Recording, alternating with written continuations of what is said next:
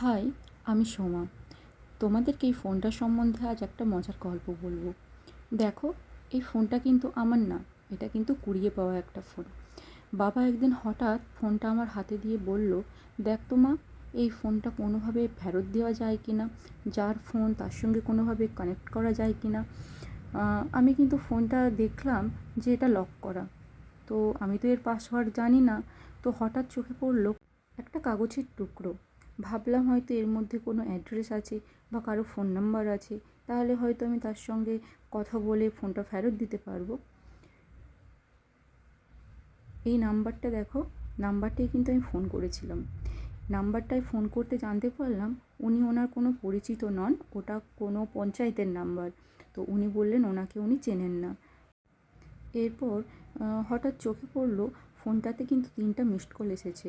তো ওই নাম্বারটাতে আমি ফোন করে জানতে পারলাম যে ওটা উনি কোনোভাবে কন্ট্যাক্ট করেনি। ওই নাম্বারটা কোনো আয়ুর্বেদিক ডক্টরের নাম্বার। যার ফোন তিনি কোনো ফেসবুক থেকে নাম্বার দেখে ওনার সঙ্গে ওনার থেকে কোনো ওষুধ নিতে চেয়েছিলেন, আর ওই নাম্বার থেকেই বারে বারে ওষুধ দেওয়ার জন্য ফোন করেছে। তো কোনোভাবেই আমি বুঝতে পারছি না যে কার ফোন, কীভাবে ফেরত দেবো, কী করব, কিছুই বুঝতে পারছিলাম না।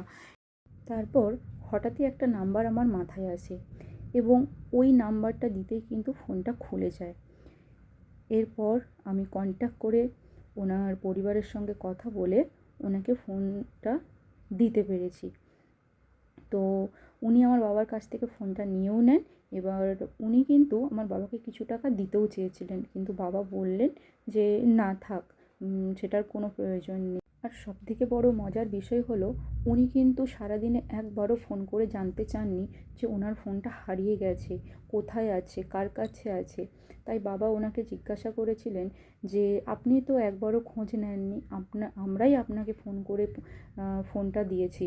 তো উনি বললেন আমি তো খুব রাত থেকে উঠি, আর পুরো রাত থেকে ভোর পর্যন্ত আমাদেরকে ব্যবসা করতে হয়, আর বাড়ি ফেরার পর বেশিরভাগ দিন ফোনটা আমার ব্যাগেই রয়ে যায়, আর সন্ধ্যাবেলা ঘুম থেকে উঠলে তখনই ফোনটা একটু দরকার পড়ে। তাই ওনার ফোনের কথা সেভাবে কোনো মনেও ছিল না। আর ফোনটা এই কারণেই এত তাড়াহুড়ো করে ফেরত দেওয়া, এখন প্রত্যেকটা মানুষের কিন্তু ফোনটাই ইম্পর্টেন্ট। ফোনের মধ্যেই কিন্তু সমস্ত ডকুমেন্টস থাকে, আর ফোনটা হারিয়ে গেলে কিন্তু খুব অসুবিধায় পড়তে হয় মানুষকে। ফোনটা দামি হোক বা কম দামি, আমাদের সাধারণ মানুষদের উচিত মানুষকে সাহায্য করা।